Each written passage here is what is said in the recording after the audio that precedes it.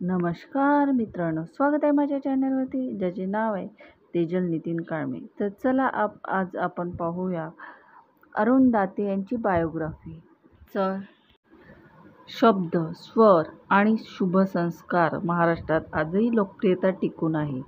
मराठी रसिकांच्या मनावर अधिराज्य गाजविले एक नाव म्हणजे अरुण दाते यांचा तरल मखमली आणि गझल गायकीच्या आवाजाने रसिक श्रोत्यांच्या मनाला चिंब भिजवून टाकते. अरुण दाते यांचा जन्म 4 मे 1934 रोजी झाला. ते कुमार गंधर्वाकडे सुरुवातीला गाणे शिकले व पुढील शिक्षण के. महावीर यांच्याकडे घेतले. मराठी माणसाच्या हृदयात दडून बसलेल्या भावनांचे अनेक गुंते अरुण दाते यांच्या गीताने उजळून गेले.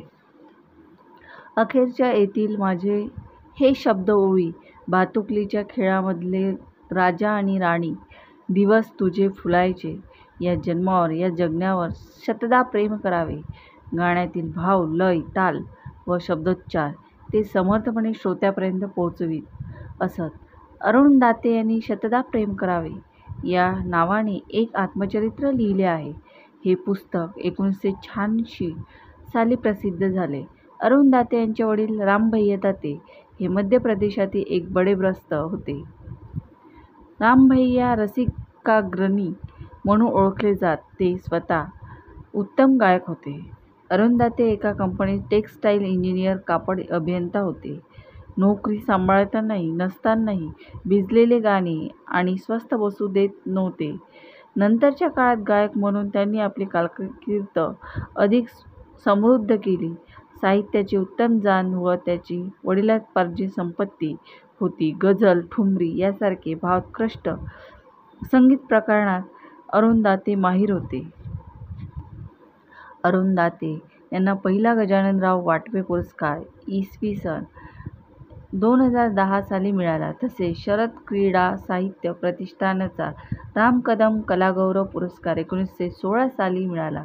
अरुण दाते यांना लता मंगेशकर, आशा भोसले तसेच अनुराधा पौडवाल, सुमन कल्याणपूरकर, कविता कृष्णमूर्ती यांच्याबरोबर द्वंद्वगीते गायली. अरुण दाते 1955 सालापासून आकाशवाणीवर गाऊ लागले.